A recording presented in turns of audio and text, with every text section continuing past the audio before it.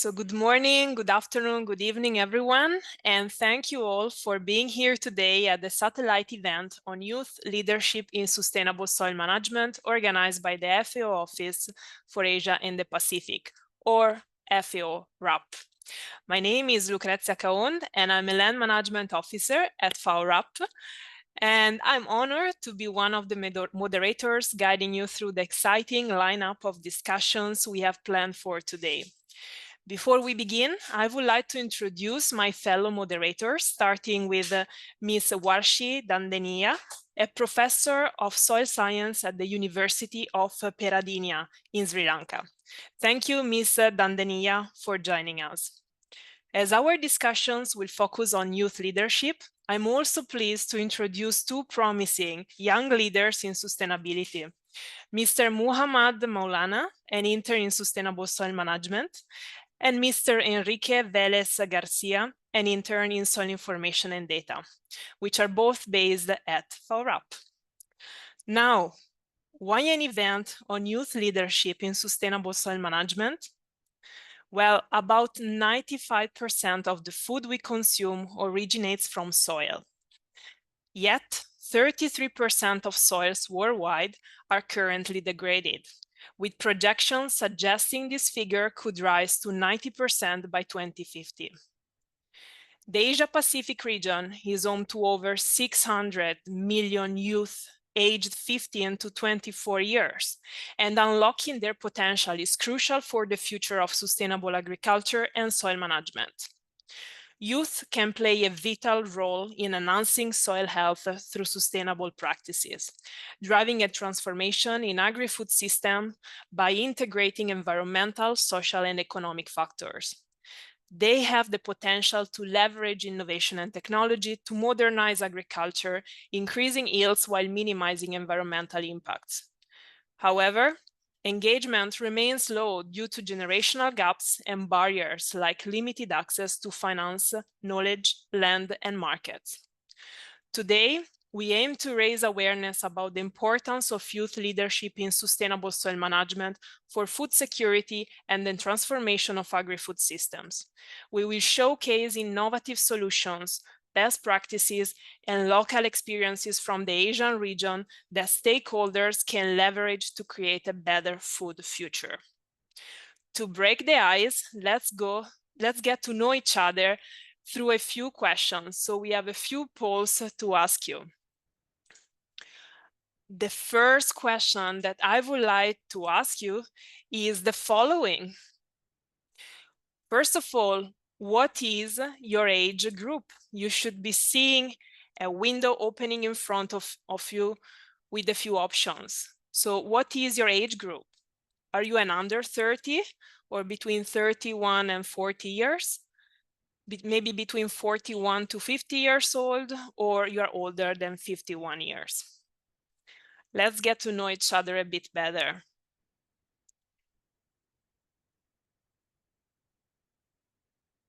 Please hurry, I'm about to close the poll.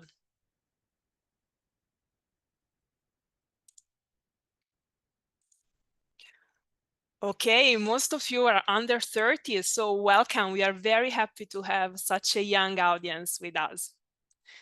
Then please tell us a bit more about the category that,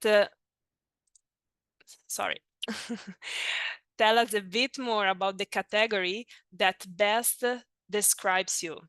So which category best describes your current role? Are you a student? Are you a farmer? Are you an entrepreneur? Are you a government employee? Or maybe you are something else. So please tick on other. Which category best describes your current role? Please hurry, as I will close the poll shortly.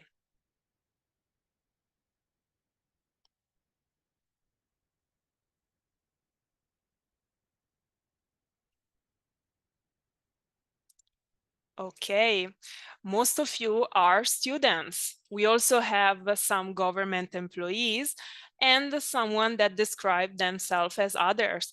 So please, if you feel like sharing, tell us about the category that best describes you in the chat.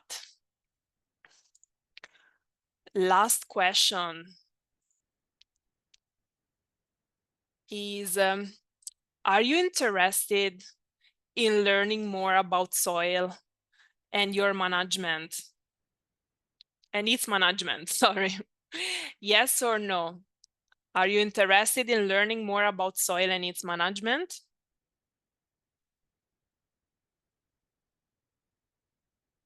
Please hurry, as I will close the poll shortly.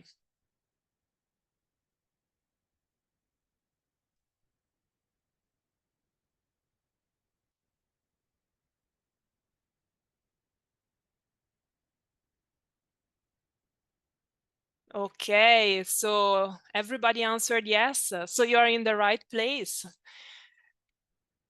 Now, since we are going to talk about soil, we have a short video to introduce you to the topic.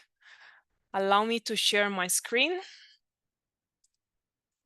And by doing so, to play this very famous video, actually, it won several awards. Just a second.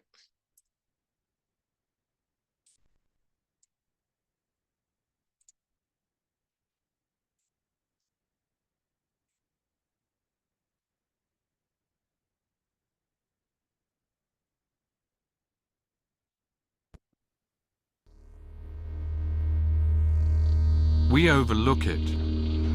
We walk all over it, trample it every day. Yet we need it, like the air we breathe. It's about time that we talk about soil, and certainly about time that we start protecting it. There can be no life without it. It feeds us, and we are responsible for it.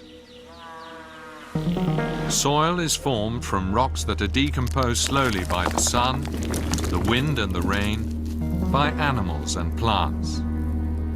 In this way, 10 centimeters of fertile soil are created in 2,000 long years, only 10 centimeters in 2 millennia.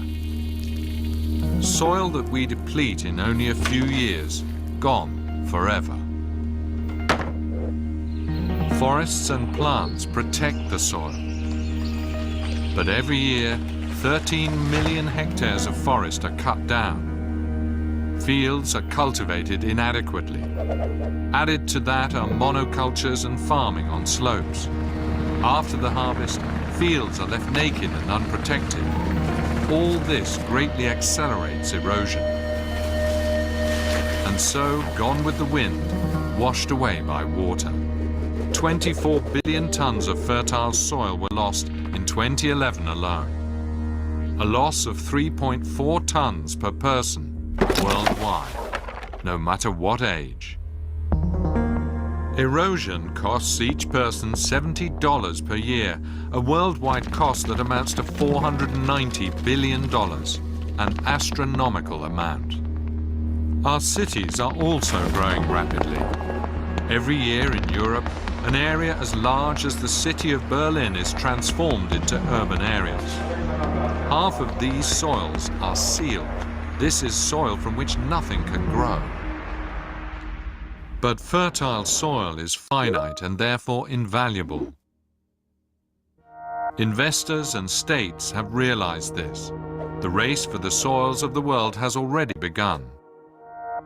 Land grabbing, often with questionable means for questionable purposes. Millions of hectares of land change owner every year. The price? Ruined lives, uprooted families. Usually, these are the poorest of the poor. Often they have no choice. They destroy the forest because they need land to survive. We need healthy and fertile soil, now more than ever. Projections say the available arable land per Earth inhabitant will be reduced by half by 2050. But already today, 1 billion people go to bed hungry night after night. That's 1 billion people too many, and this number will increase every day if we do not distribute soil fairly.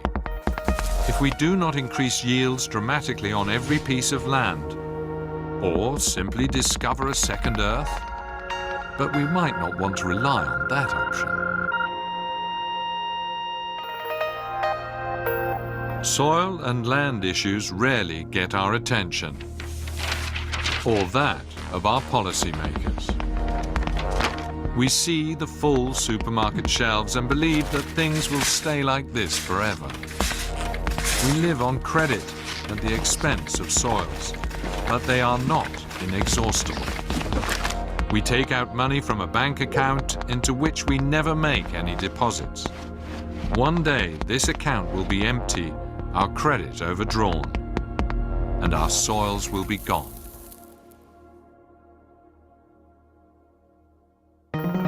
But there is good news. We have long known what we must do in order to preserve soils for our children.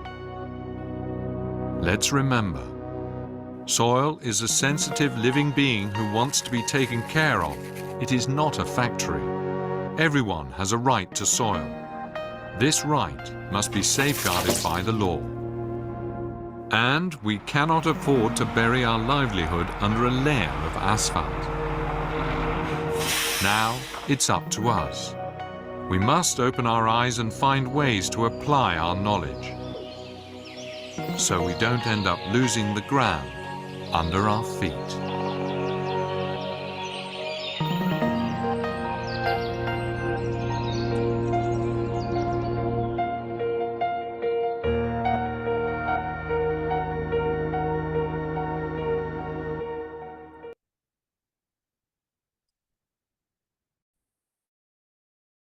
Now, before we move further to the session, we have a trivia quiz to get to know how well do you know about sustainable soil management and agriculture. So can we have the trivia quiz up?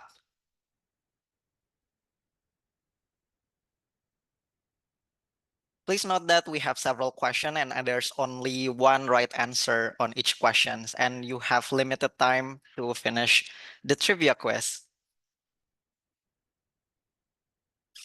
Okay, give me 1 minute.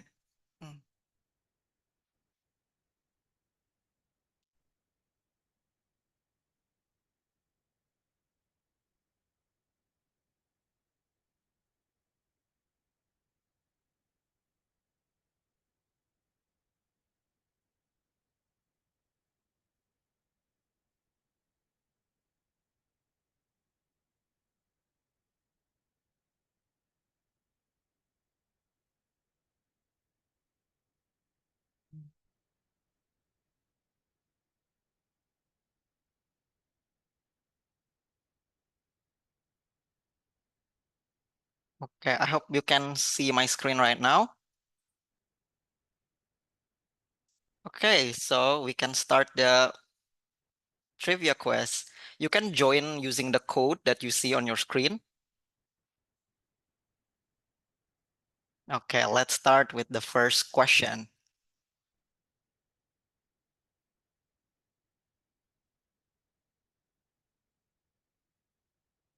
Okay, everyone, join.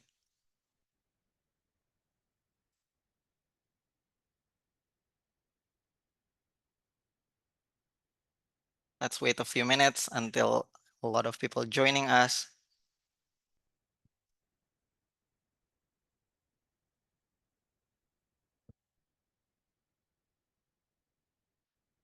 Again, for others, you can join through menti.com and please put the code that you see in your screen.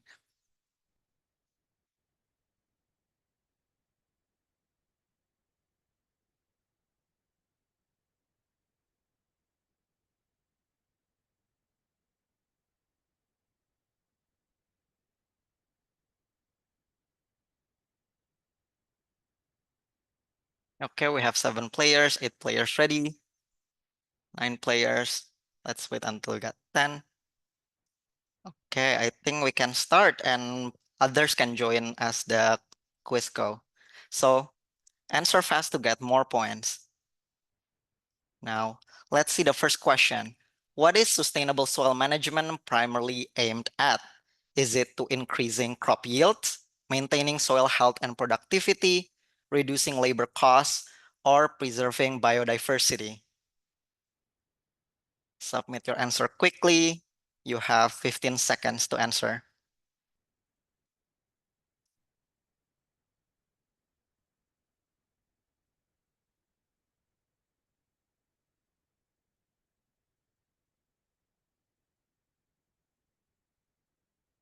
Okay, a lot of people answer maintaining soil health and productivity. And yes, that is the correct answer.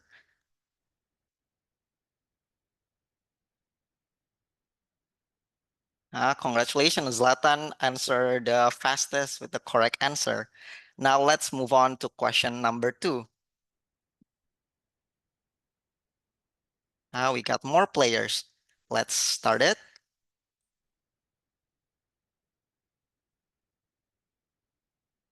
What is the main cause of soil degradation worldwide? Is it urban development, climate change, unsustainable agricultural practices, or natural disaster? Quickly submit your answer. Most people answer unsustainable agricultural practices, which is the correct answer. Let's see who got the fastest. Barefoot Contessa, congratulations. Now, for the third question, let's see it.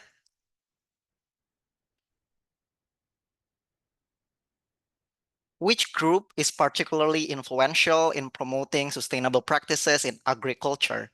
Is it government official, youth leaders and activists, agricultural corporations, or retailers?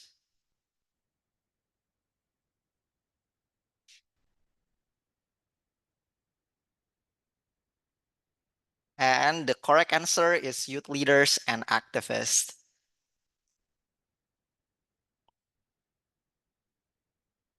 Let's see who got the first place.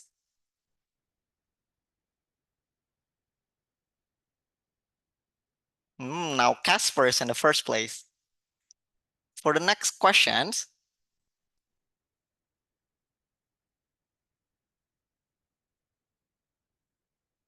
what is a key benefit if involving youth in sustainable soil management? Is it young people are strong and can work extended hours? B, it foster innovation and the use of new technology. C, it assists older farmers in adopting modern technologies. Or D, it is critical for transferring traditional knowledge and practices. Most people answer it foster innovation and the use of new technologies, which is the correct answer.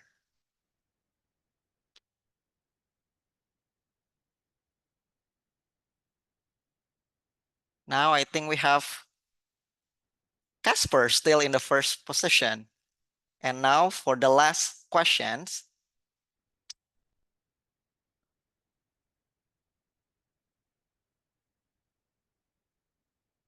What percentage of young people worldwide work in agriculture? How much do you think are there? 10%, 30%, 50%, or 70%?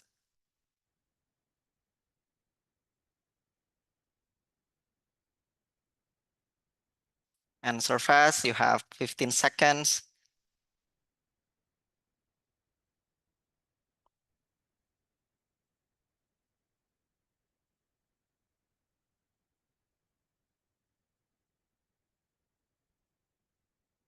Oh, surprising. Everyone knows the correct answer is 30% based on ILO research back in 2024 on the global trend of youth employment. So let's see who's in the first place.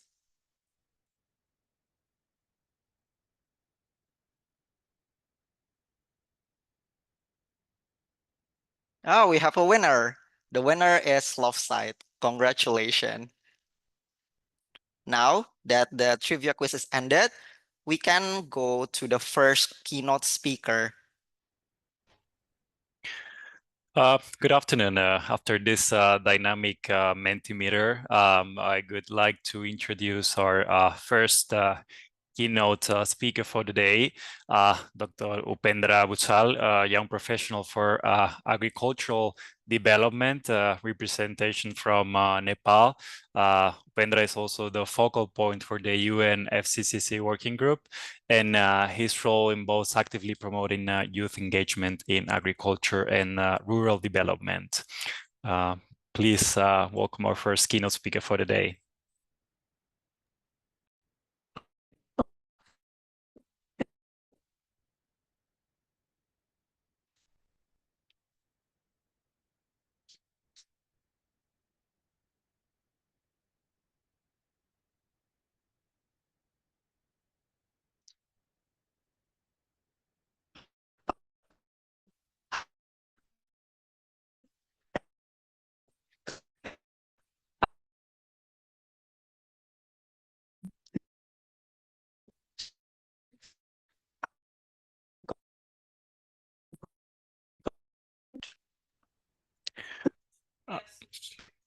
I see we might have some internet issues. Are you able to take the floor, Dr. Upendra?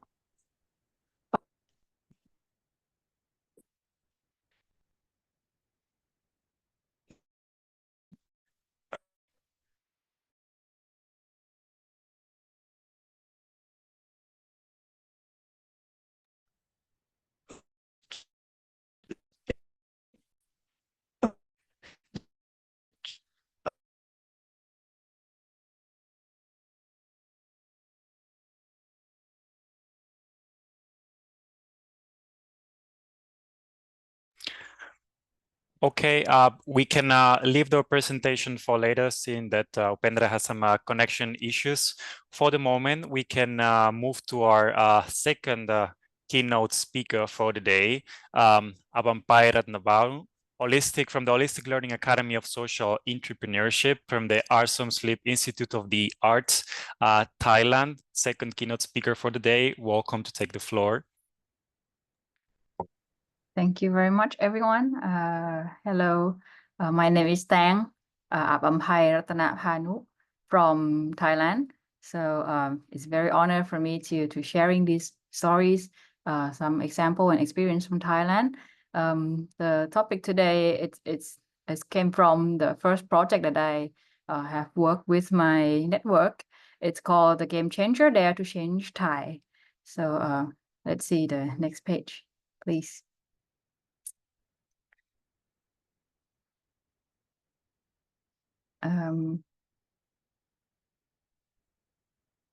It's the page before.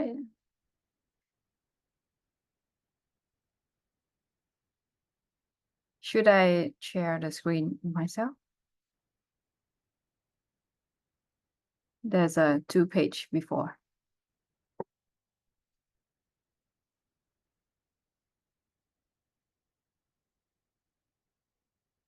Okay, I can share the screen. Please allow me to share the slide. Is it working now? Yes, we can see it. Okay. So it start from myself. I was have a chance to see this crisis in Thailand. It was a mountain without tree from the monocropping and great soil degradation in the upstream forest of Pasak water basin in the middle of Thailand. So I have learned from my master, Ajahn Yak, Mr. Viwat Sanyakamthorn. Currently, he is a chairman of the World Soil Day Association. Back then, he was a president of the Institute of Sufficiency Economy.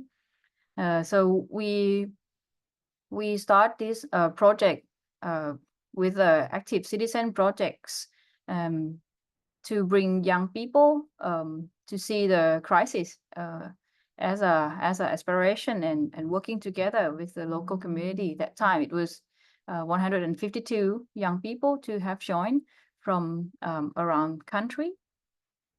So after that project in 2014, we developed our volunteer activities into the primary and middle school and high school.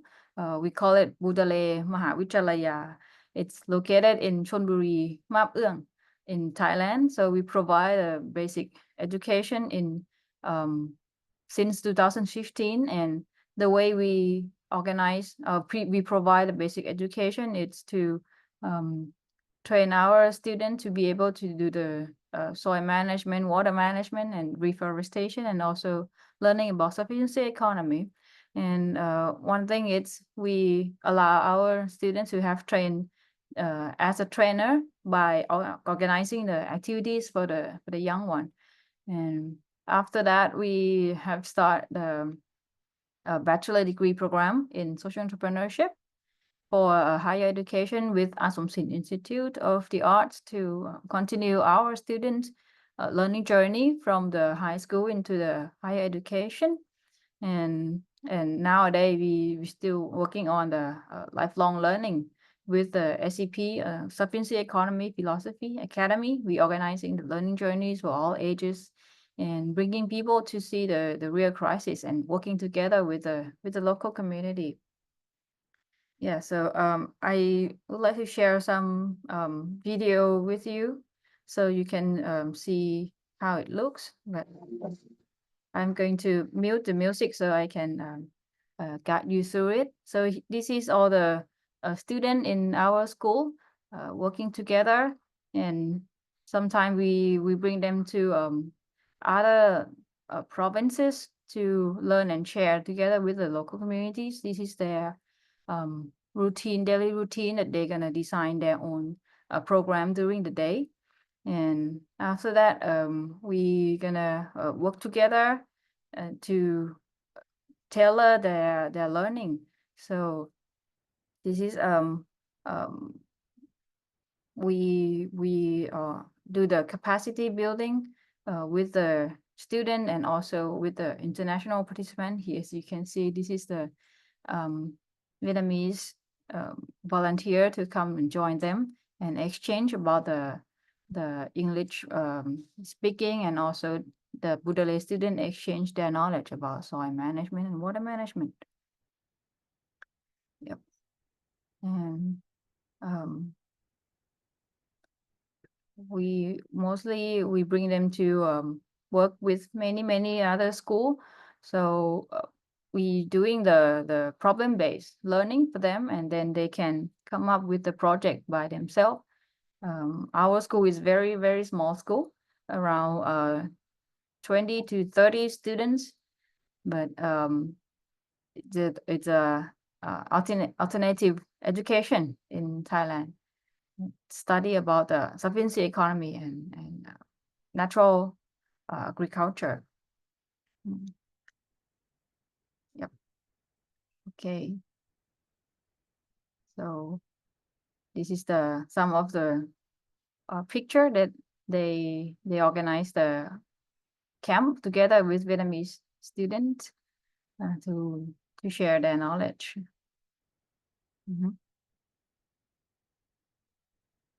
And the main area that we are studying is in Chonburi, Thailand, and also in Khao Yai, near the national park.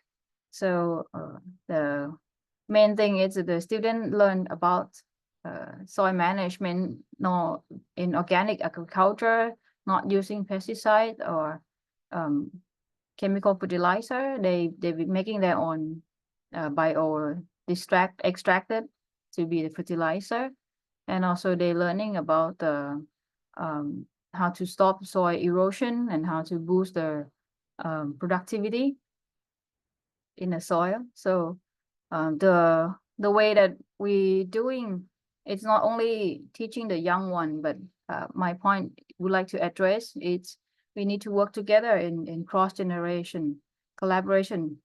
So this is where we work together, not only in Thailand, we bring the young one to work with many generations in the local communities. It's allow us to have a chance to listen to each other's, understanding each other's more. And that's that's a way to overcome any barriers that are happening. We also I went to the Vietnam with my team, and I bring my student in the school together. And we also trying to expand this approach of practicing together with many generations on the site. So we not only talk about it or learn about it, but we really practice it, and not only in a scientific way, but also in the art way, to engage the young one with the soil and other water or other natural resources, to have their develop their relation with the nature. So as you can see in the middle picture, it's a land art. It's just one way to engage them. Yep. So in working together like this, it reminds me of the king, my late King Bhumibol, King Rama IX of Thailand, have stated once in 2003 that the unity, working together, coming together, it's a power that can sustain the land of Thailand. And I believe that it's not only Thailand, it's the unity, it's a power to sustain and maintain everyone on this world. Thank you very much for a time for me to share the stories. Thank you. Thank you, Abampai, for your interesting presentation. It's really inspiring to see young people involved in agriculture. Thank you so much. Hopefully, we are now ready to move to our first keynote speaker of the day, Upendra Busal. If our connection is reestablished, please feel free to take the floor.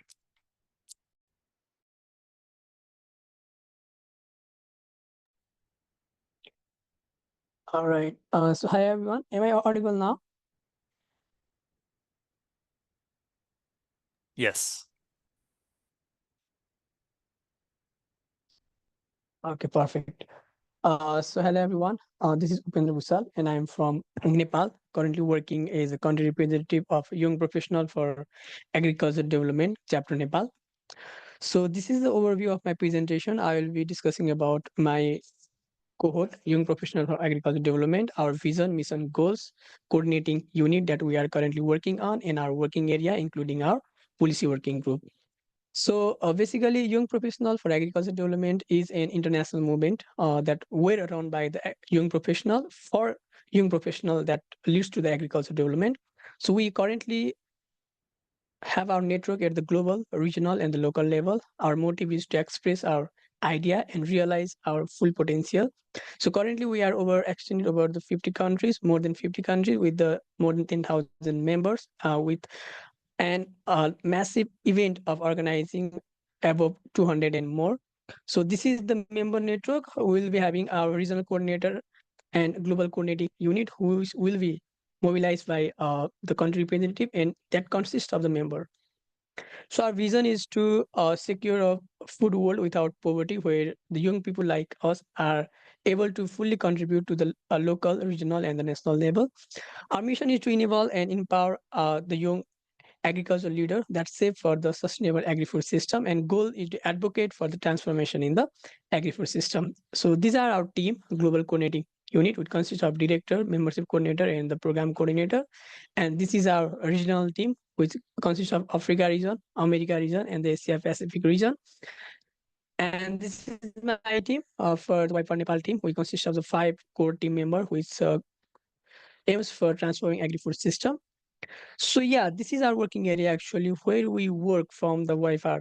So basically we have basically 6 different working area that we are currently working on. So first is promoting promoting awareness on the soil health. In this point, we actually leads the youth about the critical roles of soil in sustainable agriculture and food security, that encourage the youth like us for the involvement in advocacy and awareness campaign. And basically for the capacity building and the training, we provide the hand-on training on sustainable soil management practices such as crop rotation, cover cropping, composting, and the agroecology. And for the innovative solution in soil management, we encourage the young professional like us to engage in the research and the development that include the innovative soil conservation technique using the biochar use and promoting the organic fertilizer. Similarly, for the youth-led initiative for soil regeneration, we highlight the youth-led project that focus on reversing the soil degradation through a regenerative system of agriculture and promoting the afforestation. And for the climate change adaptation, we focus how the youth like us can lead the soil management strategy for contributing to the climate change adaptation by reducing the soil erosion and improving the water retention capacity. And basically for collaboration and the networking, we build a network among youth, institution, and organization to exchange our knowledge and share the best practices and promote the collective action for sustainable soil management. So currently we are working for the policy working group. We publish 5 policy position in 2022 with regular participants. We also co-organize in the UNFCCC and also for the fellow organization constitutional event.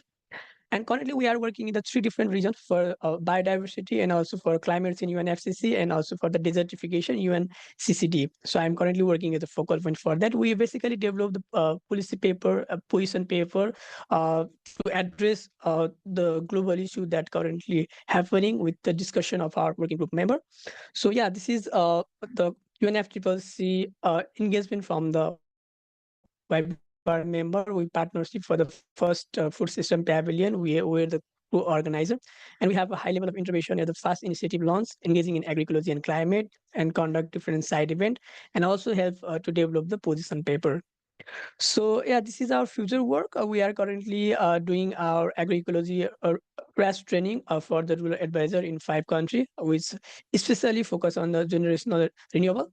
So this is a 4-year project with IFAD and ICI, which is led by the GFRAS in coordination with the SS Agriculture. So this is it. Thank you so much, everyone, for your time. Yeah. Thank you, Pendra, for that interesting presentation. Also amazing to see that the youth is involved in Nepal as well. Now, after these 2 keynote presentations, we are now ready to move hopefully to a more interactive session. So I will now pass the floor to my colleague, Muhammad. Thank you. So now we would like to hear from the participant after listening to the very insightful presentation. We have another interactive session. I'm sending you the link through the chat below. Yes, please join us because we would like to see your views on the topic. Let me share my screen.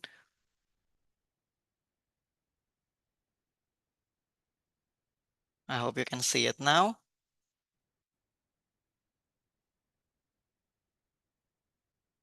Yes.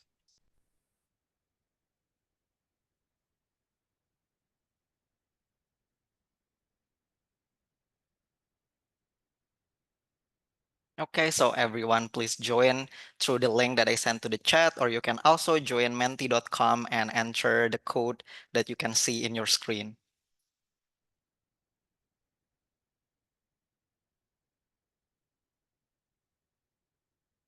So we see, so I would like to know from the participant, what do you think is the biggest barrier for young people in taking leadership role in agriculture? Do you think it's lack of resources? Is it limited access to education? Is it cultural attitudes, or is it other reason? If you think that the options are not presented here, please specify in the chat.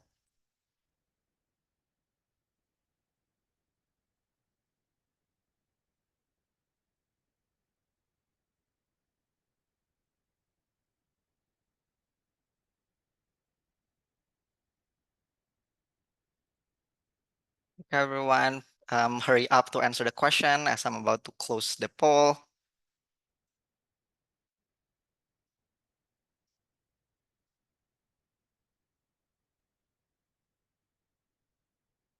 Okay, so I'm closing it. Most people think that the biggest barrier for young people is lack of resources. I want to go back to our speaker, Abampai and Upendra.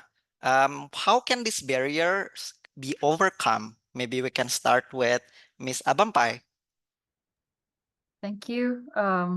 I think all those barriers is very true. But to overcome all the barriers, my belief, I think to work together, collaboration, cross the generations collaboration and practicing together, it's making the understanding and weaving the relationship between generations, which is quite critical in my culture too. That when we work together, we understand each other's more. It would bring us to tackle all these issues and overcome not only about the resources but also the cultural attitude. So by practicing together and have a chance to talk and work together would overcome these barriers. Thank you. Thank you. Thank you for your insightful answer. Now I want to hear from Mr. Pendra. How do you think we can overcome these barriers for young people? Do we still have Mr. Upendra here? Okay, I think we are losing him, maybe because of internet connection issue. So let's continue with our interactive session. Let me share my screen again. Okay, now for the next session, for the next question, how effective do you think youth-led initiatives are in promoting sustainable soil management? Please scale from 1 to 5, with 1 being not effective and 5 being very effective.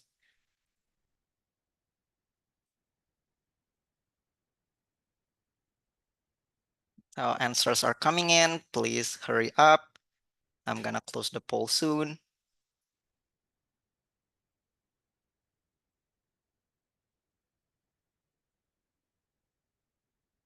Okay, we can close the poll.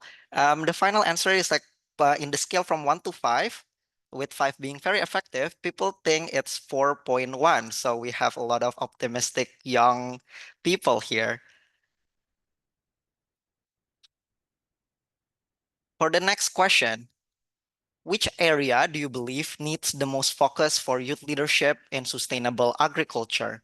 Is it education and training, technology and innovation, policy advocacy, or community engagement? Please submit your answer.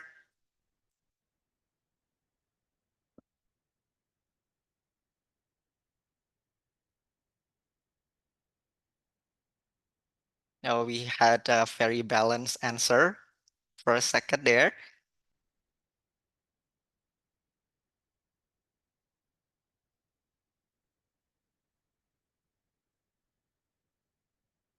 Okay, please hurry up. I'm gonna close the poll soon. Okay, I think we can close the poll. So the answer is very varied. A lot of young people believe that technology and innovation and policy advocacy is one of the focus that should be put forward. There's also community engagement and on education and training. So for the next question, please rank the following skills that you believe are essential for youth leaders in agriculture. Do you think communication is the most important one? Is it problem solving? Is it networking, technical knowledge, or community recognition? Please rank them based on what you think are the most important.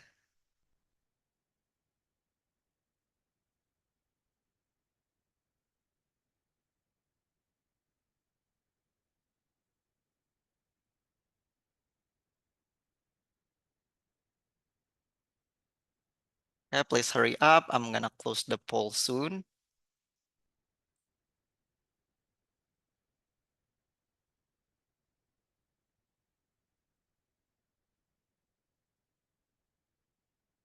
Okay, we can close the poll. So the first one that came up is community recognition. Oh, it's still catching up. So the first one is community recognition. as the skills that are essential for youth leaders, followed by technical knowledge and then problem solving. There's also networking, and the last place is communication. Okay, for the next question, I want you to know, how do you believe young leaders can best influence agricultural policies? Is it through grassroots movements, through partnership with organization, social media campaigns, or direct engagement with policymaker? What do you think is the best way we can try to make change in the field?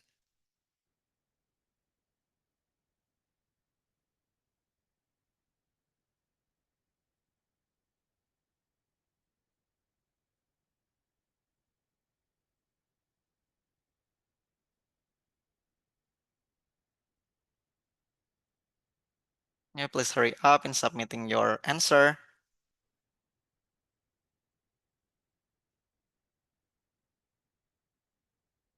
Okay, I think we can close the poll now. So most of you think that direct engagement with policymaker is one of the best way for you to influence agricultural policies, and then followed by social media campaigns, and the rest is partnership with organization. Surprisingly, no one choose grassroots movement. And then the next question is, what is one change that you would like to see in the agricultural sector? I want to give it back to our speakers, Ms. Abampai. What is one change you would like to see in the agricultural sector to better support youth leadership? Thank you very much. I would like to see I might mention it again, the cross-generation collaboration mechanism, or the open space, open platform to work together between the young one and everyone. So I taking from the Menti.com the polls that the essential skill that the participant here have answered is about community recognition. It's very essential skill that we really need. If we have the mechanism to work together, I think they would upskill this a lot more. And also for the last question, that it's the essential thing, it's the direct engagement with the policy making. Myself, my personal opinion, I believe in grassroots movement, but not only grassroots movement, it's enough. So how can we work together with grassroots movement, the young people who join grassroots movement? And also we have a platform that open spaces to share it directly with the policy formulation process. That's would base to support youth leadership to have our soil being managed sustainably. Yeah, thank you very much for having me here. Thank you for your answer. And I wanna give to Mr. Upendra for the same question. Upendra, what is one change you would like to see in the agricultural sector to better support youth leadership? Okay, so first of all, one thing that I really want to see in the agriculture sector for the better youth leadership is to provide some financial program and the funding opportunity for the youth like us for the research. Actually, when we conduct some research, we in some time we face a different fund lacking to execute our research programs, so which really impact the result of our research, really impact the community level and also for the development in the research sector. So we often face lack to access to the necessary fund to start some project or conducting the research.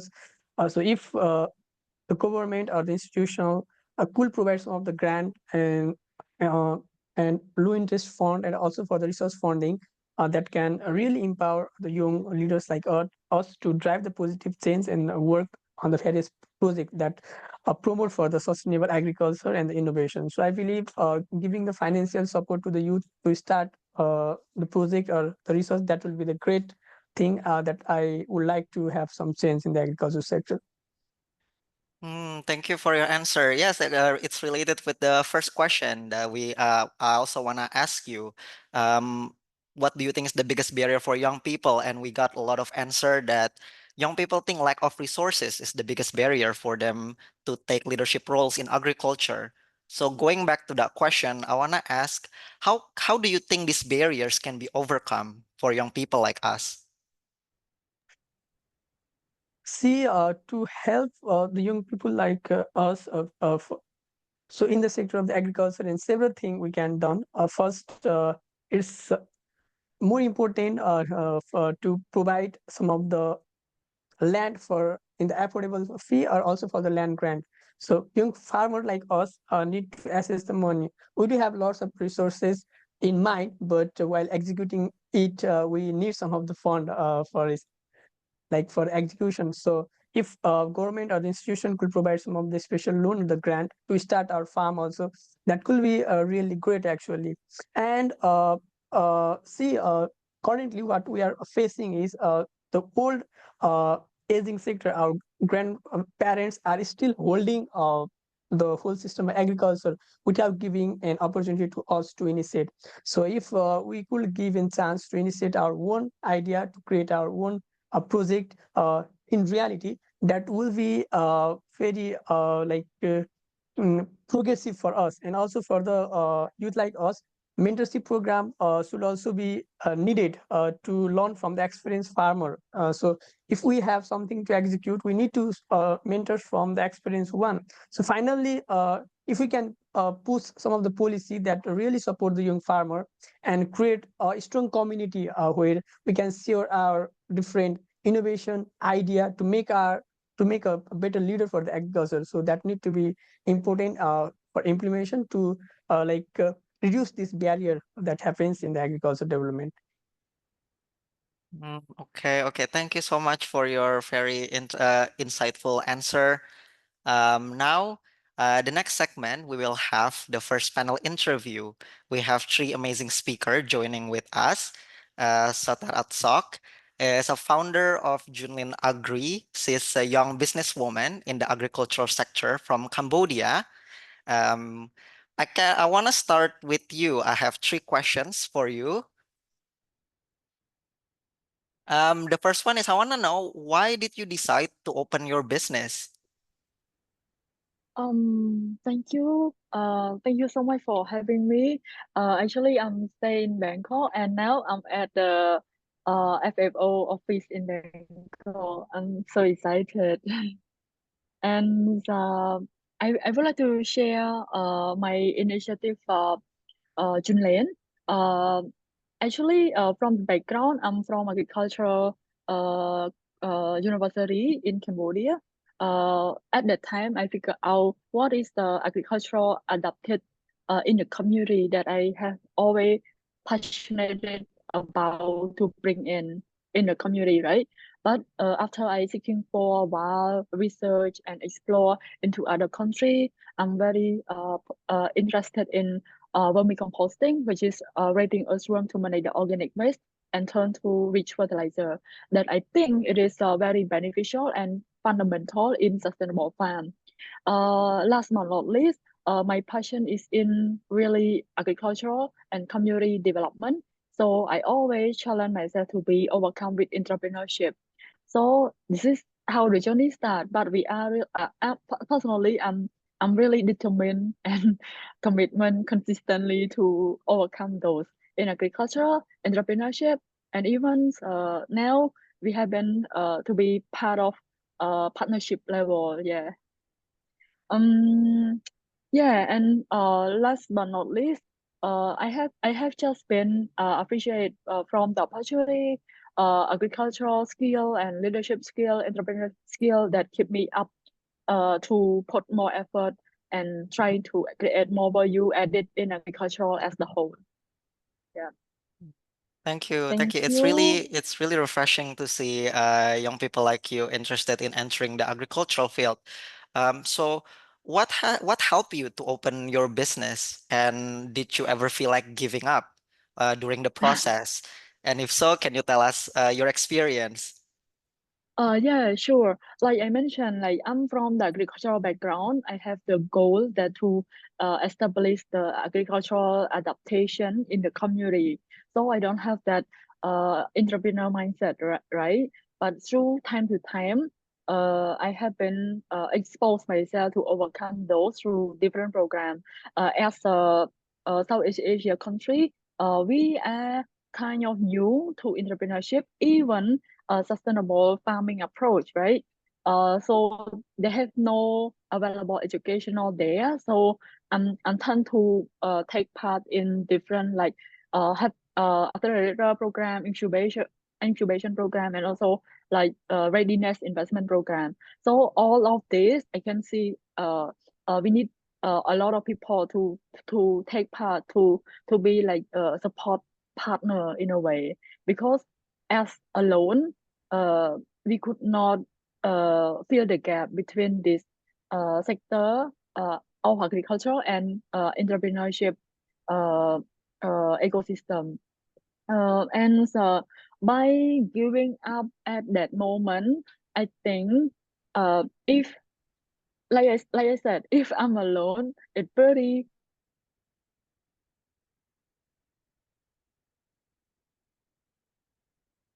hard. I have a specific supportive team and supportive partner in the ecosystem.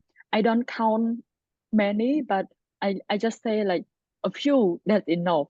That is we need the most.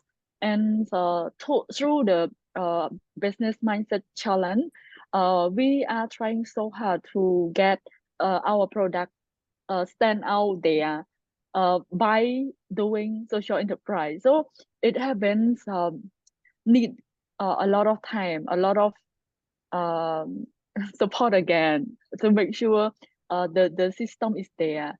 Like for example, in agriculture, we not only facing the agricultural technique challenge, but we also facing in logistic, in kind of demand of individual and consumer is not really matching, and climate change we cannot address it at all. So as the whole, I can see like we need very much educate or campaign to raise awareness on that. Yeah.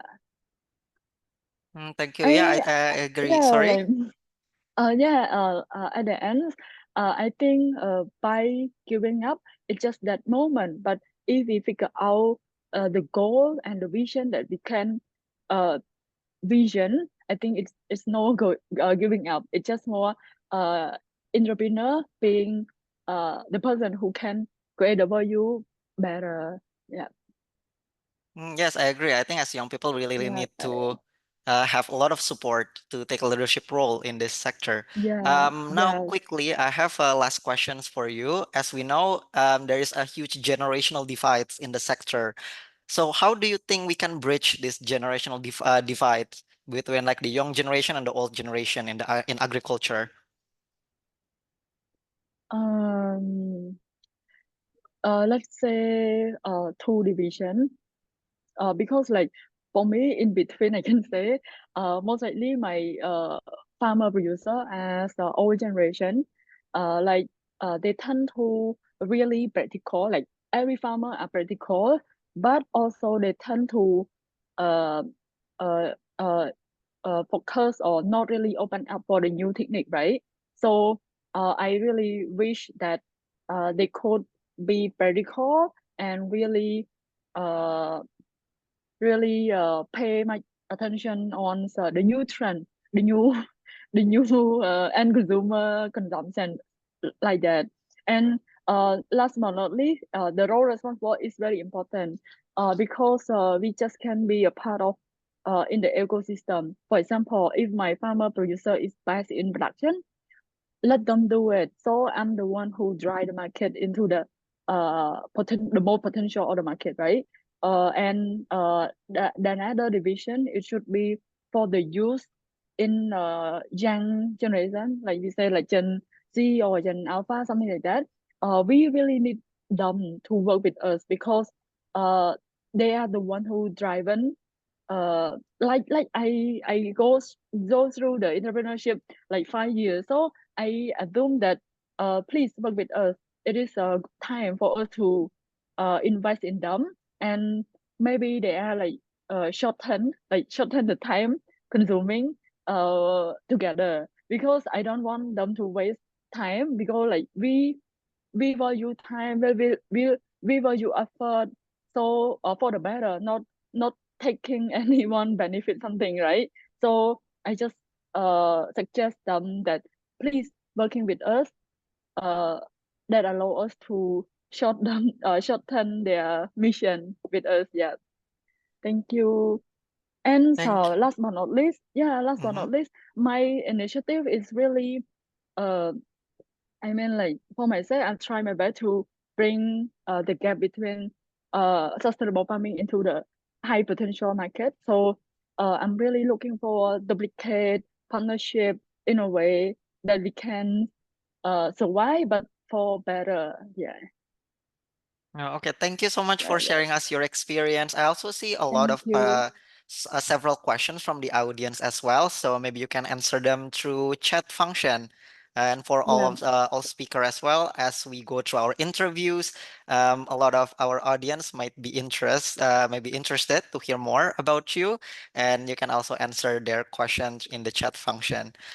Next, we have Mr. Prakash Paneru. So Mr. Prakash is a technical officer and a young scientist from Nepal Agriculture Research Council in National Soil Science Research Center in Nepal. Hello, Mr. Prakash. It is really nice to have you here with us. So I want to ask you, well, what is it like to be a young soil scientist in Nepal? Thank you, and good morning, everyone. Thank you for your curiosity on this topic about how it feels to be a young soil scientist in Nepal. Being a soil scientist in Nepal entails significant responsibility as well as both challenges and rewards. Nepal is first of all, I will talk about the Nepalese agricultural system. Nepal is an agrarian country where about 1/4 of its national GDP is contributed through the agriculture sector, and 60% of the population are engaged in agriculture. But this is the same country where the 15% of the population are food insecure. When you talk about the soil, nearly half of the Nepalese soils are acidic in condition and 60% are low organic matter. And the problem of soil erosion is also prominent here in Nepal. And the country ranked in 10th climate risk index in this scenario, being a soil scientist. First of all, I bear a considerable responsibility because I have to increase the production and productivity to address the food insecurity. At the same time, I have to minimize the climate change risks and maintain the soil health in sustainable way. The second thing is it is a challenging. The last speaker, Upendra, have already mentioned about the scenario. Why it is challenging? Because resource and advanced infrastructure for research is significantly low to address the issue of soil degradation in case of Nepal. And the third one is it is a great opportunity and it is a rewarding also, because climate change, food security, and soil degradation are global challenges. And Nepal offers a unique opportunity to study all three in one location. The government of Nepal, Nepal Agriculture Research Council, and various national and international organizations working in these areas, creating a high demand for soil scientists. And I can add here that after doing 5 years of research experience in the field of climate change and soil organic carbon, I have got an opportunity to conduct my intensive soil-related research in the field of soil organic carbon and climate change from the Australian government, and I will be starting from the February. Means it may be the motivating statement for the young soil scientists who are working in the field of agriculture here in Nepal, especially in the field of soil degradation. Thank you. Thank you for and congratulations. I think, yeah, considering our situation, it's really important we have a regeneration in this sector especially, and thank you for contributing to that. So I want to know, based on your experience, what challenges is youth facing in agriculture right now? Yes, it's a valuable question. First of all, just we want to go a little background about the youth and agriculture. Yes, I have already mentioned that 60% of the Nepalese household are engaged in agriculture, and the scenario is that the primary source of income being the agriculture, but it had failed to attract the youth. In the year 2023, we can see that 800,000 of the Nepalese youth have left the nation for the employment, and at the rate of 2,100 per day. Means we can see the scenario how the agriculture cannot attract the youth population here in Nepal. There are several reasons like access to land and finance, training and education, access to technology, and youth-friendly policies. These are some of the reasons. But major factors why Nepalese youth are not attracted toward the agriculture sectors are: the first reason is that low productivity, and profitability of agriculture sector, which is mainly due to the three reasons, that is poor soil health, climate change, and high cost of production. The second reason is that up till now, there are some socio-economic factors like still engaged in agriculture is considered as low prestige job, which deters many young people from agriculture sector. And third one is that geographical exclusion. Especially youth who are in rural areas and remote areas face difficulties continuing in agriculture due to poor infrastructure and access to resources. These are the three main reasons why youth are not attracted toward the agriculture sector. Thank you. Thank you. Yeah, so I think there's a lot of reason behind why we have so less youth in the sector, even though the demand is actually really big. So related to that, based on these challenges that youth face in agriculture, how do you think can youth be motivated to participate in sustainable soil health management, particularly in Nepal? Yes, it is an urgent issue that motivating youth to stay in agriculture and engage in sustainable soil health management is challenging, but it is essential for ensuring the food security in case of Nepal. It is a very urgent need, but we have to attract the youth to Nepal. Based on my 9 years of research and community engagement experience, adoption of new technologies, training and capacity building, showcasing role models can be useful, but I can suggest top three measures that could help the youth to be motivated to participate in sustainable soil management in Nepal. The first one is policy support. We have different policies that tries to address the youth. National agriculture policies, agriculture development strategies are there, which tries to address the youth issues. But for achieving soil sustainability exists, their implementation has been very poor, and soil degradation continues to increase. Strong policies that guarantee land access for young generations and efficiently enforce government guidelines are needed along with incentives. First of all, the second thing is the awareness. The importance of soil health and sustainability should be taught to the younger generation either through the formal education or practical hands-on training, workshop, field visits, and practical sessions on sustainable soil management practices can be very effective. And the third one is that social media and digital platform. Using social media and digital tools to share the success stories, what happened across the world, across the local regions, and information can engage the youth and build a community around the sustainable agriculture. I think these three, policy support, awareness, and social media and digital platform, are the major ones that should be addressed to attract the youth. Thank you. Thank you so much for your insight. Now I want to hear back from the audience. I have several questions to get some insight from our participant here. Can we have the polls up?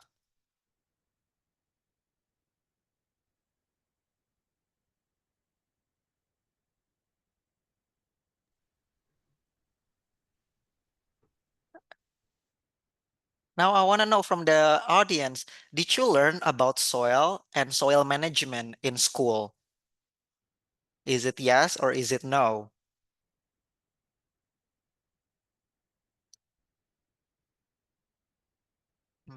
Please hurry up in putting out your answers.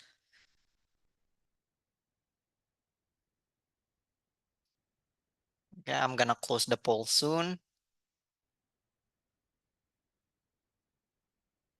Okay, I'm closing the poll. So 61% said yes, that they learned about soil and soil management in school. But for 39% said no, they didn't learn. They didn't learn it in school. So I have another questions. Can we put it up? Now, do you think school and universities should include more training on soil health in their curricula? Especially those that answered before that they didn't learn in school. Do you think you are interested to learn it, or do you think it's important to have it in the curricula? Please submit your answer quickly.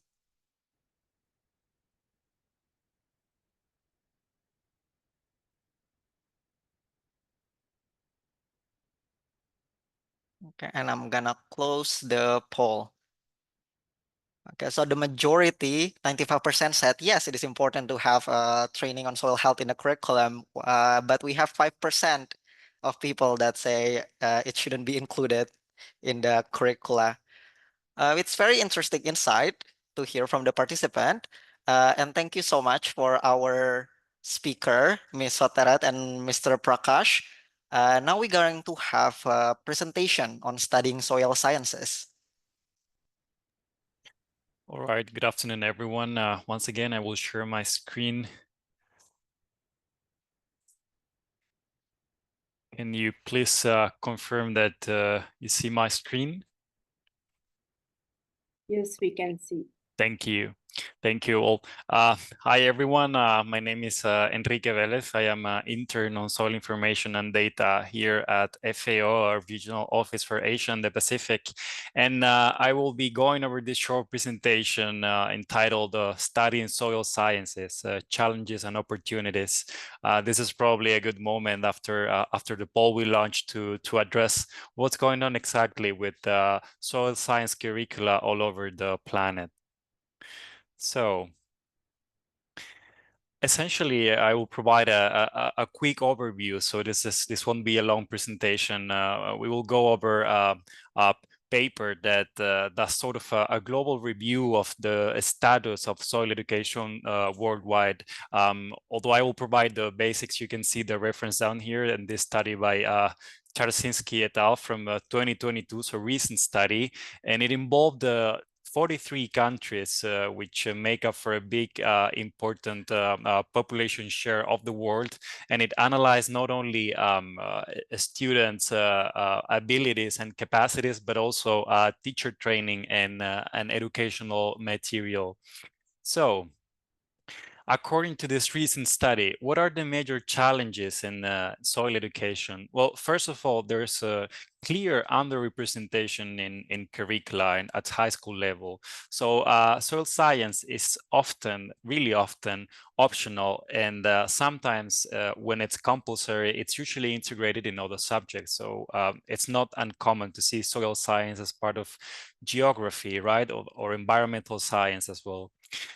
Second of all, there are important global disparities. So the soil science curricula varies significantly across countries, and it is quite challenging to assess and improve education consistently when this is the case.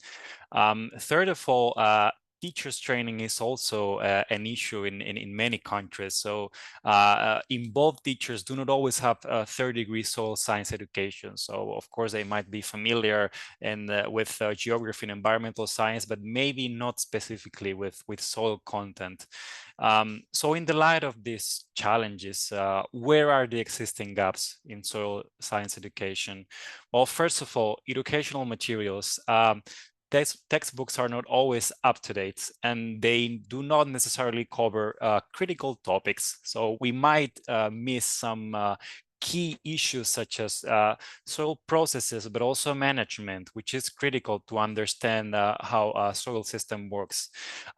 Second of all, and this might be a well-known issue, practical skills. Fieldwork and hands-on experiences and exercises are not always available. So this really makes it challenging for students to understand what's going on. Already soil sciences can be a bit abstract. So if theoretical knowledge is not paired with practical knowledge, this can be a bit hard for students to grasp. And lastly, digital skills.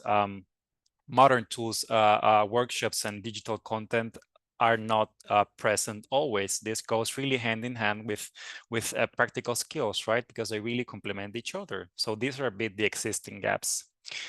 Now, not to bore our audience, but just to show some quick stats, these two graphs show a bit the status, according to this study, of the educational goals in these countries, but also a textbook assessment. So for the educational goals, you can see that the authors analyze knowledge, understanding, and ability. So 3 different educational goals in soil science for all these countries. And not surprisingly, there are many differences between countries. So we can see that some countries, for example, Brazil on top of the graph, score really high in ability, but then fail to achieve high scores in understanding, for example. Or conversely, if we go to the opposite side of the graph in Latvia, we have a really high knowledge score, but really low in ability and understanding. So ideally, these abilities would go hand in hand, right? To make sure that students are really understanding what soil is about. And on the right side, we can see the textbook assessment results. So essentially, this is a coefficient to show sort of the quality in which soil is displayed in textbooks. So we can see that yet again, some countries are scoring according to this particular coefficient high scores, such as Mongolia, Brazil, Turkey, Tunisia, and Niger, etc. But then we see huge differences, right? So in Australia, Kosovo, Bulgaria, and India score relatively low in this particular index for textbook. This is just an indicator, right? That's trying to say both educational goals and textbooks and educational material need to be revised. So in the light of these results, how can we move forward? Which opportunities are there, right? This is a good moment to look at opportunities to leverage what's existing and what can be done. So first of all, strengthening educational materials. So as I mentioned before, core concepts need to be addressed, but also degradation drivers and conservation strategies. So we need to provide students not only with issues, but also with solutions, right? Because the future involves, as we are clearly understanding, sustainable soil management. And this way we can provide a holistic understanding that's focused on problem solving. Second of all, using local environment for hands-on education. Practical knowledge is essential in science and more specifically in soil science, right? So leveraging local environments to do fieldwork exercises and practicals can be incredibly beneficial, even if it's just a descriptive fieldwork, right? Students need to see what soil looks like in real life to connect them to issues, so they also see that this soil is relevant to them. Thirdly, and connected to the second opportunity, the needs to leverage IT for better student engagement. So there's a million of resources which can be studied, right, to complement practical activities, such as educational digital apps and games to make students feel closer to soil science in an intuitive way. And lastly, one of the other issues we went over is there's an opportunity to improve soil science teacher training. So capacity building can help teachers in case that it's needed. Of course, this might not be always the case, to dig a bit deeper into soil science. But it's also important to bring soil science specialists closer to non-specialists. So in that way, we can bridge a bit the gap and not only consolidate the approach at schools and high schools, but also broaden the educational scope. And in that way, both specialists and non-specialists can work together to achieve better outcomes. So in light of this short diagnosis of soil science education around the world, I would like to end this short presentation with a citation which goes, essentially, all life depends upon the soil. There can be no life without soil and no soil without life.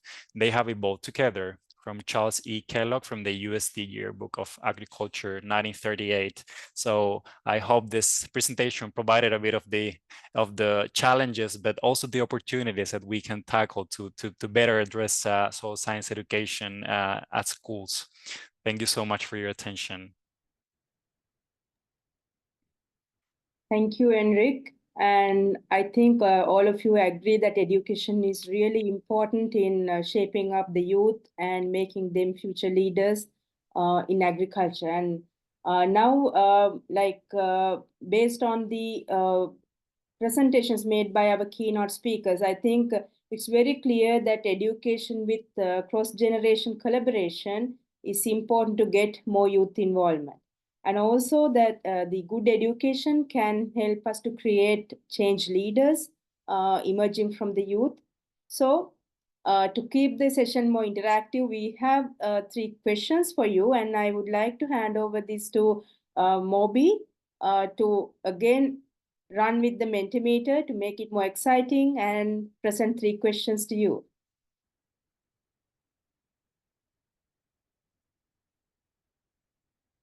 Maybe Moby, your mic is muted. Yes, sorry. Okay, as usual, everyone, you can find the link that I sent to the chat below, and you also can join with menti.com and enter the code that you see on your screen. Let's wait a few seconds while people are joining our poll. So here we see the first question is, how important do you think formal education is in developing effective leaders in the agricultural sector? Do you think it's not important, somewhat important, extremely important, or you don't have any opinion on it?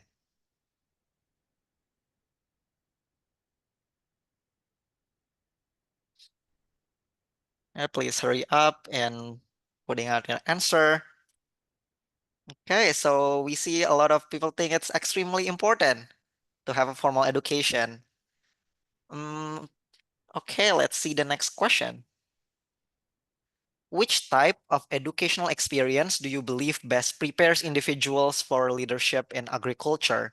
Is it classroom learning, extracurricular activities, internship and practical experiences, community service, or is there other type that is not mentioned here? If you think so, please put it in the chat if you have any insight.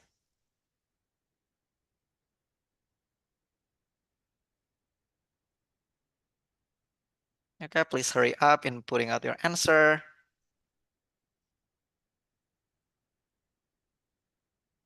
Okay, I think we can close the poll now. So a lot of people think that internship and practical experience is the type of education that best prepare us for leadership in agriculture, while others, the second place is in community service. So for the last question, do you believe that education system should put more emphasis, should place more emphasis on sustainable soil management training? Yes or no?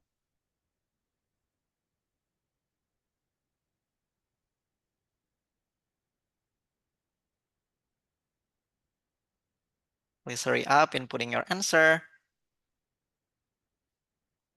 Okay, I'm gonna close the poll.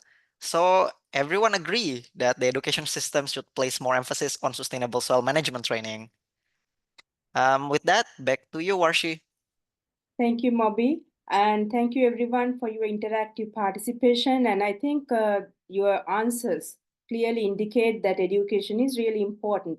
And now let us share some experience from the Philippines and India about how youth educational programs have been conducted there very successfully and making a great impact on the society. So For this, we have Ms. Remeline Recorder. I think I pronounce your name correctly. She's the Director of Agricultural Training Institute of the Philippines. And then we have Mr. Rahul Mishra, a young scientist from the Indian Council for Agriculture Research, and Tarunendra Singh, Chief Agriculture Officer from the Indian Farmer Fertilizer Corporation. So, so we have two countries here, the Philippines and India, going to share their experience with us today. So my first question is to Ms. Remeline.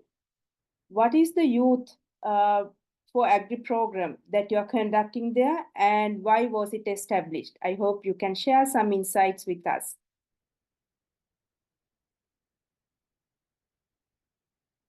Ms. Remeline, I hope you have no issue in connecting with us. Yeah, it's okay. Do you hear Yes, me? we can hear you. Perfect. Okay. Our office in Agricultural Training Institute is, of course, conducting agri-entrepreneurship program for the youth. And our reason for having this for our youth is, of course, to respond to the challenges, especially in agricultural productivity and food security, as well as the response on the aging population of our farming population. And of course, capacitate also our youth in terms of addressing the effects of climate change. And we would like to harness the potential of our youth in terms of agri-entrepreneurship, increasing the number of farmers engaged in agriculture, and of course, and other programs that we would like to push for agriculture for our youth, like for Islam internship program, and internship program, as well as for its club and capacity building for youth in development. Yeah, thank you, Ms. Remeline. I think Moby might have some pictures to share, right, about this Youth for Agriculture program that they are conducting there. And my second question to you is, how do you ensure the youth participation in these Youth for Agri programs? Yeah, of course, our youth are not only participants in this training activities, but of course, we partner with the private sector, and of course, coping with the ladderized program, partnership and collaboration to ensure that we have a future-ready farmers. And we partner, just like the Digital Farmers Program, with the private sector and AgriKids, which has been awarded recently by the Catholic Mass Media Awards for a friendly youth program. Yeah, thank you, Ms. Remeline. I think you are in a busy schedule, and thank you for participating even with this your busy schedule. And your Youth for Agri program is a very successful program in the Philippines, and I would like to invite Moby to share some slides that would show us some pictures from their program.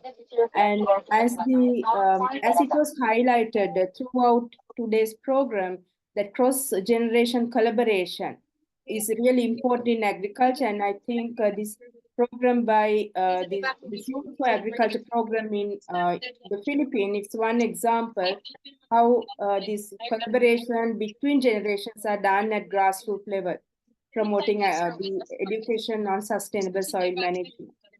So thank you. So with that, let's move to the next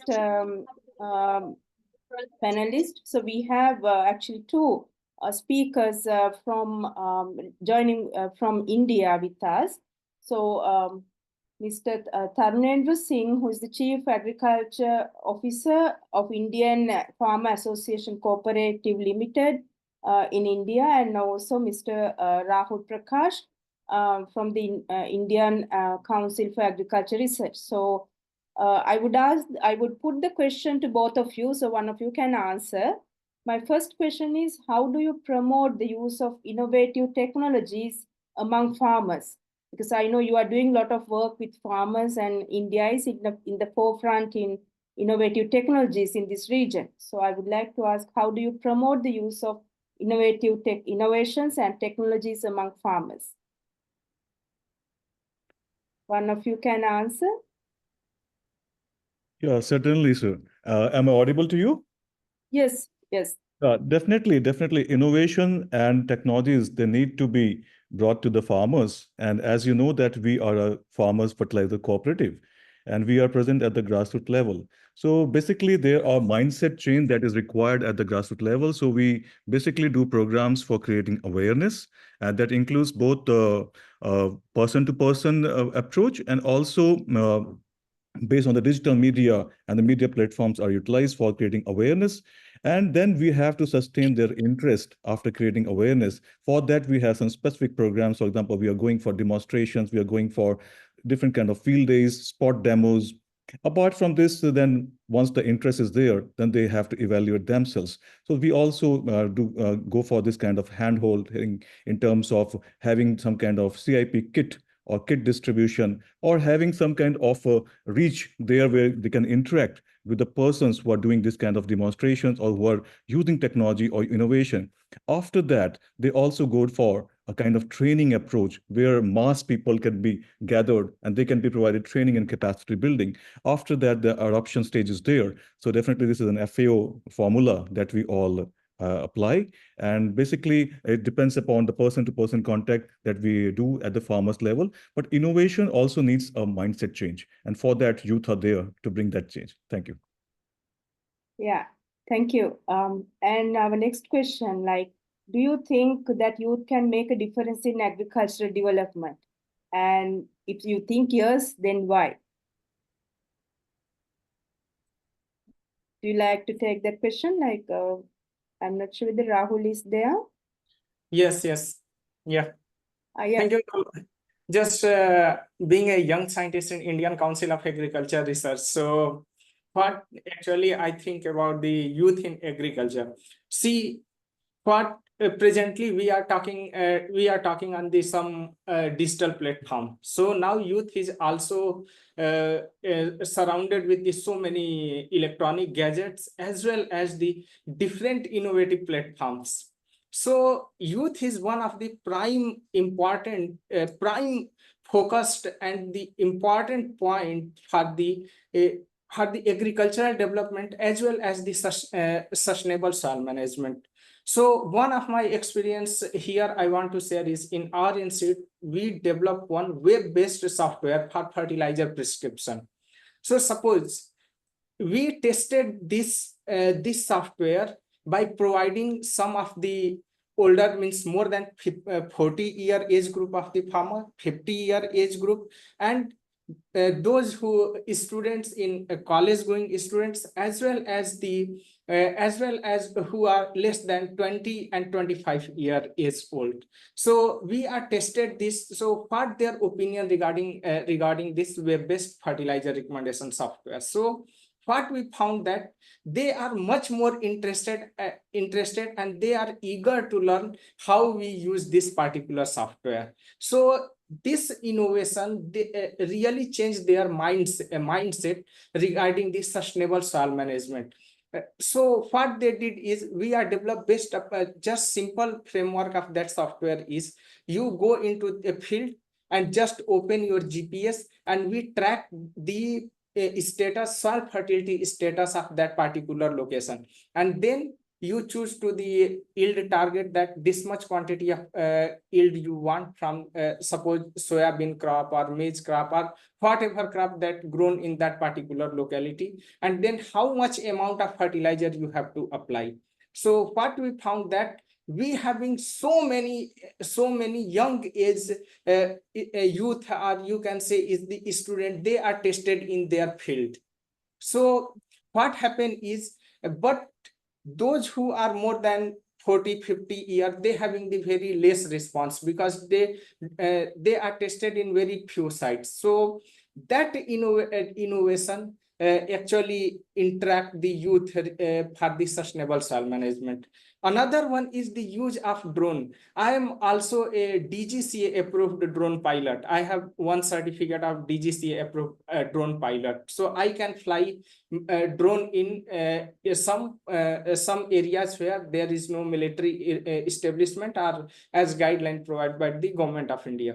So this kind of the innovative means application of the drone technology in agricultural system. I can share my one of the slide. You can see clearly that how people respond to the drone. See, this is the one video we are doing some demonstration in agricultural fields. So see, most of the people, they are asking questions are mostly young age people.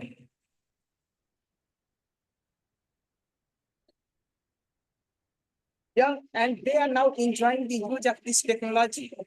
See, and another one is they, even though in remote RC system, they exactly know how it will work, but people are still asking how you operate this drone. So they are more interested about the mechanization or use of the innovative tools.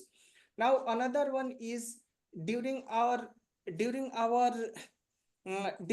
meetings, many of the school students, they all are interested about the use of the drone technology, how you are using our innovative technology. But and as well as under the lab to land program system, so many youth, they asking various questions regarding the sustainable soil management. So these are the innovative tools which you can use to attract the youth for the sustainable soil management. So I think use of this technology is much more necessary, and youth is the focal point for using that technology. Yeah. Okay, thank you, Rahul. I think it's not only that you highlighted a very important point, that is the young generation nowadays is so much tech pro, right? Like from 1 month or 2 months old, they are so much into technology. So I think in sustainable soil management also, we can use a lot of technology, and that's what the attractive feature for the youth. And as you very correctly mentioned, I think involvement of youth in these programs is not only about educating them in using the technology, but they can disseminate the knowledge to the older generation. They can bridge the generation gap as well, disseminating the innovations as you have suggested. And Mr. Singh, do you want to add something to that question about making a difference? Yes. You very rightly said. And basically, youth are passionate, and they are also impatient because they want change. If something is changed, innovation is there. As you could see that the drones, they are the driver, and we brought nanofertilizers, and nanofertilizers, they are being applied through drones. So we found that the youth, they are now more interested towards agriculture. But for that, we also have to make agriculture more lucrative, because sustainability is a key issue for the youth. And definitely they want that things should be sustainable, they should be continuing, and definitely profitability in agriculture needs to be increased. And for that, the lucrative profession that agriculture should be, we should focus there. And youth, they bring the change. They basically change the mindset, because whatever is business as usual, it cannot continue.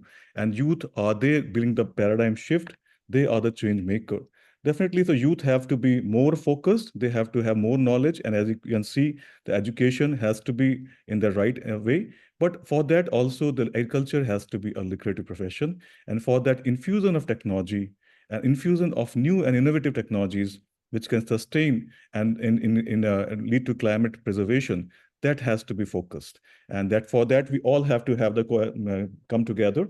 And you also said that there should be cross-generational efforts, because youth alone cannot drive the things. They need some kind of experience also to drive the things forward. So I personally believe that, yes, youth, they can bring the change, and they are the catalytic factor. They can catapult these efforts to new heights. Thank you. Yeah, thank you for all the speakers. And I fully agree with your points. And I think what the take home from your discussion, based on this discussion, is that our education programs on sustainable soil management should identify that what attract the youth to agriculture, what attract the youth in sustainable soil management. If we don't address that, then our efforts in sustainable soil management in the future will not be very successful. So I think this discussion is very effective in that way to make us think what people get attracted to. So I think with that, we can move to the next segment. That is, we are having a video on FAO's support to youth in responsible investment in agriculture and food systems. So before going into that video, I would like to request from all the participants, if you have any questions, you can type it in the chat or in the Q&A. So the questions that are typed in the Q&A, the panelists can they can answer the questions right there. So if you have any questions to our panelists today, so please direct the questions to them at the Q&A segment, or you can type your questions in the chat. So once again, I would like to thank Ms. Reketa and also Mr. Rahul and Mr. Singh for the wonderful discussion. So let's move to the video. Over to you, Moby.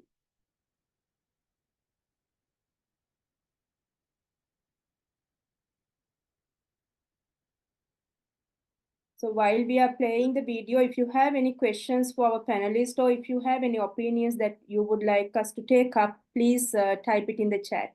Thank you. Warshi? Yes, Lucretia. Okay, sorry. I was told you could not hear me. I was actually saying things, since the video is going to close the webinar and we have some time left, I would suggest that we take some questions from the audience live. I see a hand up, so we can also allow them to talk and interact with our panelists. I would say with all the panelists that we had in the sessions today. Yeah. So with this, I would like to invite all participants, if they have any question, if they would like to ask them live, to please raise their hand, and we will give you the right to talk. Otherwise, we can ask some questions ourselves live from the ones that were raised in the chat. So again, please feel free to raise your hand and ask your question live. Otherwise, I'm going to take a few questions from the chat. I see a hands up, so let me give priority to this. I'm giving the floor to Zinabu Hailu Siyum. You should be allowed to talk now. Please unmute yourself.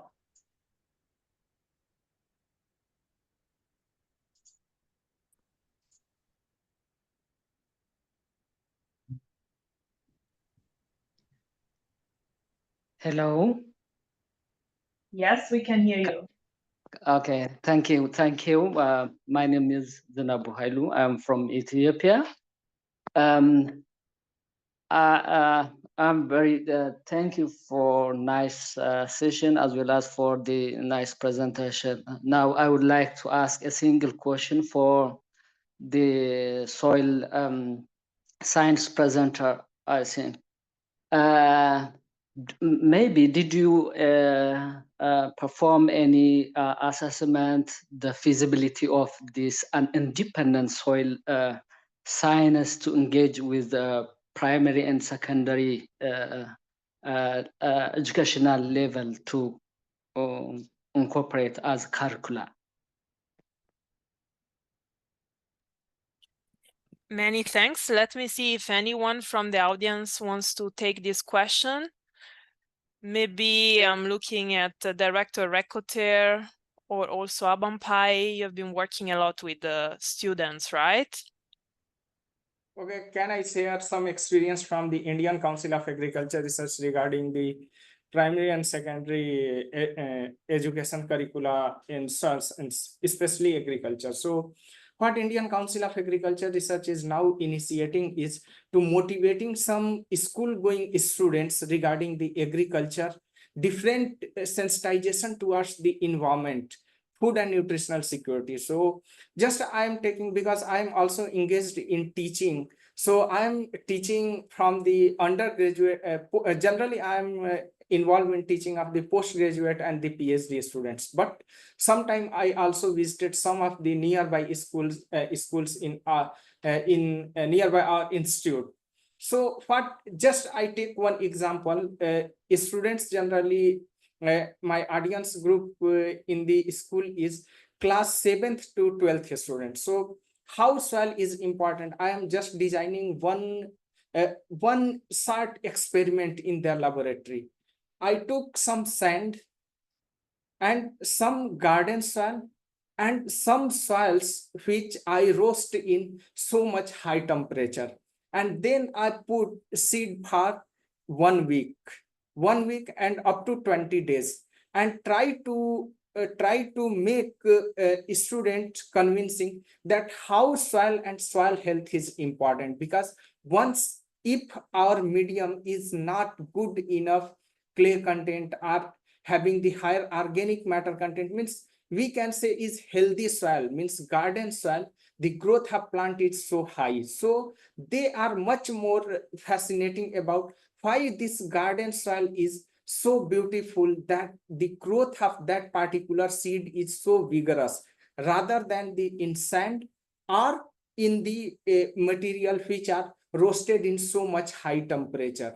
So it will leads to the two kind of the conclusion. One is our soil is living entity, and another one is if any kind of burning event happen in soil leads to the degradation of the soil, and our soil will become dead with the time, and it will just behave like the brick. So this kind of the experiments we are doing with the school children, so it will motivate these children or age group people to think about the soil and environment. So we are doing such kind of the experiments timely in the school, so people are more sensitized toward the soil. So this is my one of the shortest experience with the school children. Thank you.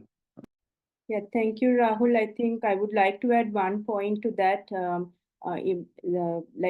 The question asked was about primary and secondary schools. So there's some research conducted in Japan and also in Poland about perception of students on learning soil science.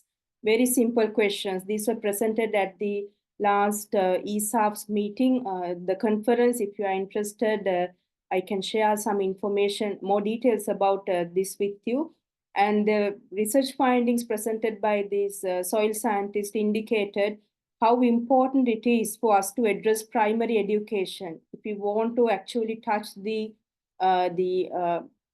feelings of the students and their willingness to learn about soil science, because it has been clearly shown that as the students are moving from grade 5 to grade 9, like upward, their interest in learning about soil science or about any environmental aspects, they're gradually decreasing. So we should target the primary education a lot, I would say, if we want to make an impact in the future generation, to make them love soils. Thank you. Many thanks, Warshi. And I actually received a message from Director Recoter from the Philippines, because as you could see when she took the floor, she's on move. So she sent me her message and she said that in the Philippines, they have an internship program, both local, so on organic agriculture, and international, involving, for example, Taiwan and Japan, which exposes youth, both students and out-of-school youth, on actual farm activities to include the soil management, digitalization, among others. Thank you so much. To you. Anyone else that would like to ask a question live?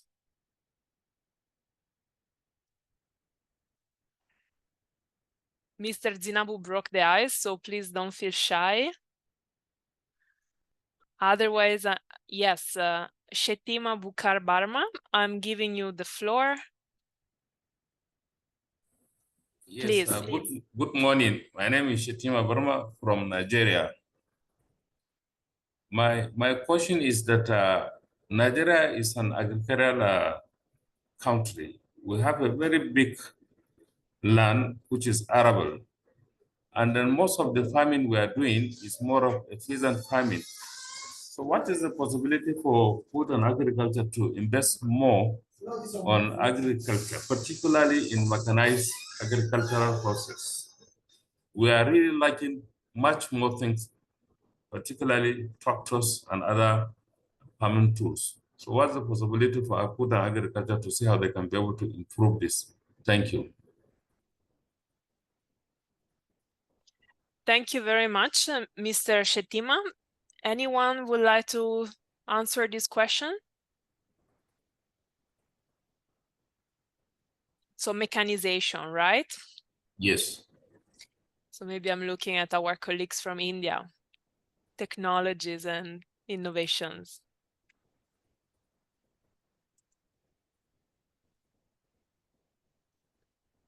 Well, Raul, do you have a feedback?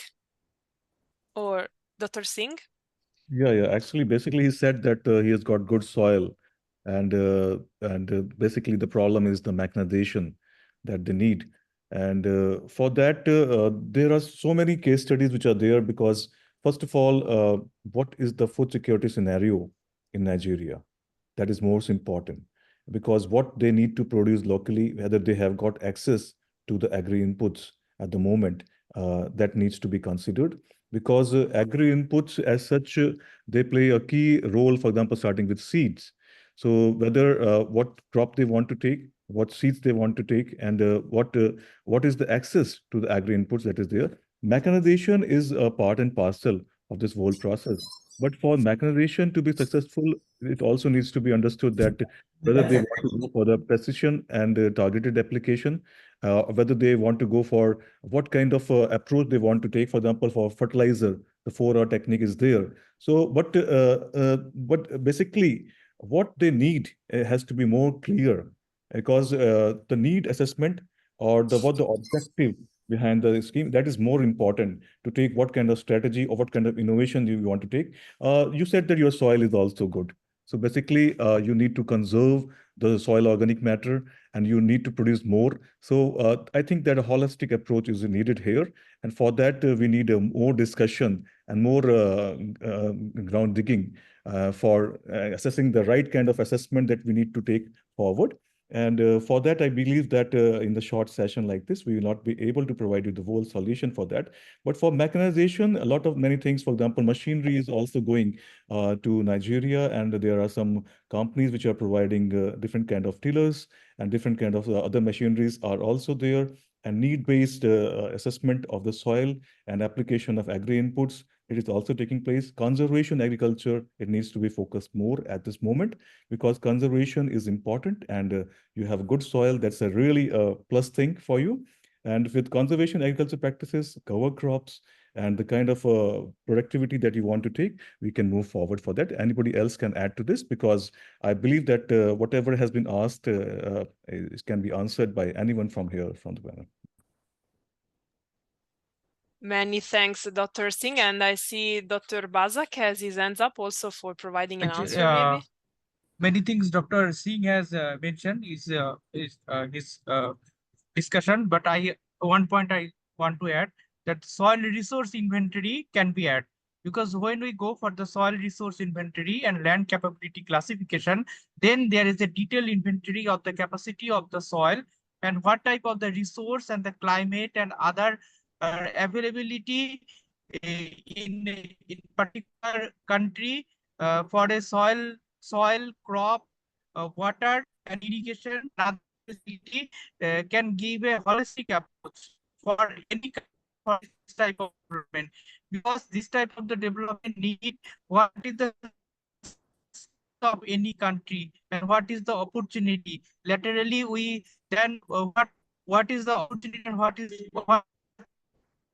this type of the classification holistic idea what type of the input we have available and what type of the another input we have to manage from the other country or the other technology and what type of the development can be possible through their R&D because with the now it is a global platform in lots of things are available in the global aspect in the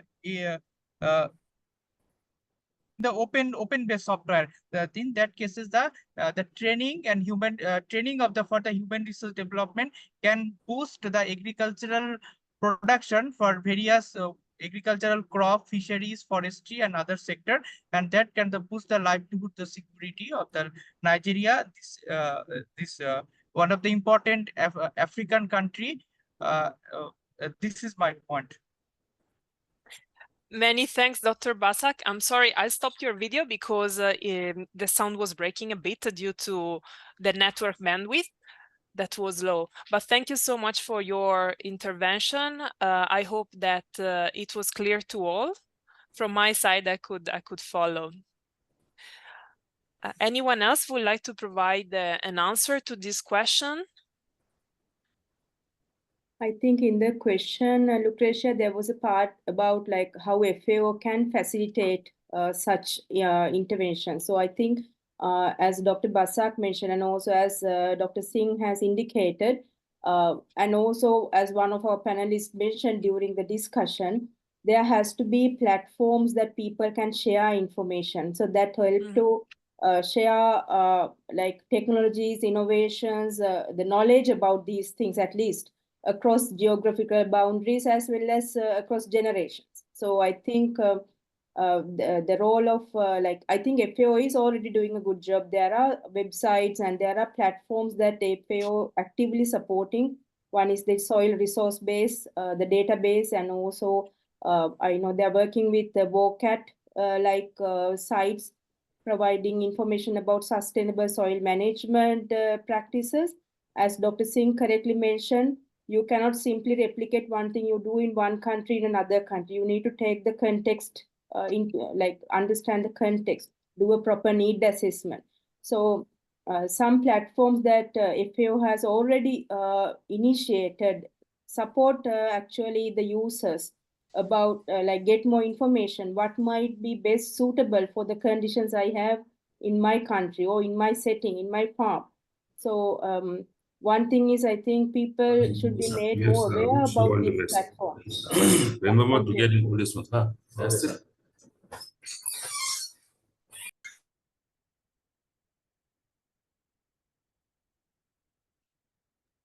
Warshi?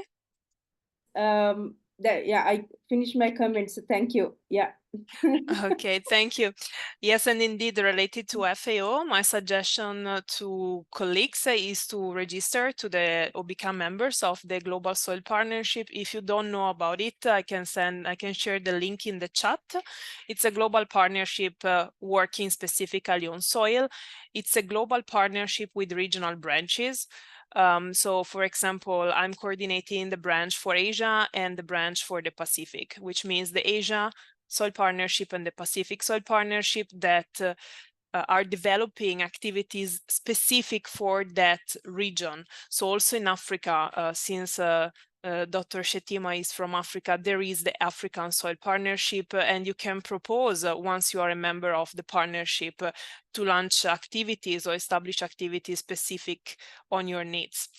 As Warshi mentioned, FAO is collaborating with WOCAT, and I can tell you at least what we are doing for Asia, because all the information are available online. So we very much welcome inter-regional collaborations. We launched a knowledge hub on sustainable soil and land management, in which we promote technology. We organize webinars on specific topics every month, in which they are a bit more interactive than this one. Actually, we really engage a bit more with the audience due to the Zoom setup, actually. But so we have topic-specific discussions with colleagues and soil experts or interested people on soil in the region. And we also develop activities based on regional specific needs. So this is in terms of knowledge sharing. Then we are also working on the development of what we call Asian Watch on the impacts of sustainable soil management. So we promote also research and the testing of different technologies to assess their impacts not only on soil, but also on water, climate change, on the economics of smallholder farmers or farmers in general, and the overall environmental environmental ecosystem services in relation to different sustainable soil management practices. All of this is available online for free because that's how FAO operate. And again, I encourage you to, well, you can reach out to me if you want. My email should be available on the World Food Forum website, and I will be happy to put you in touch with the right colleagues at FAO to support you, depending on where you are located. Okay. So with this, I would like to guide you through the closure of this event. I thank really all speakers, all moderators, and I would actually like to ask them to please turn on their camera. We are going to take a group picture. And because we will have a newsletter and some advertisement of this event on the newspapers and online. So please turn on your cameras. We are going to take a group picture in 3, 2, 1, smile. Perfect. And we will also work for making all the material that was displayed during this webinar available online to all. Now, as anticipated by Warshi some 20 minutes ago, we would like to leave you with a nice video. And again, I thank you all, so not only speakers and moderators, but also all the participants for your wonderful intervention, and we really hope that you enjoyed. Thank you very much, and we wish you a good rest of your day. Okay, thank you. All right, hello everyone.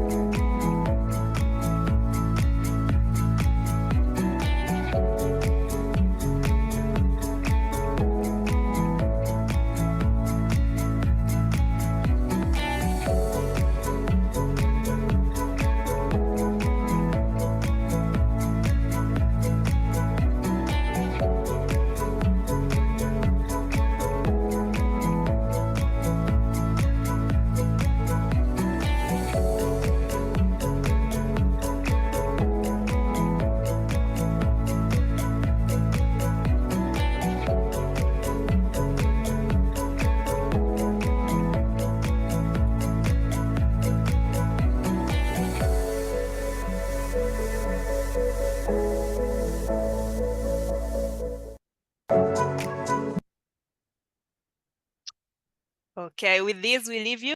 Again, thank you very much and see you at the next opportunity.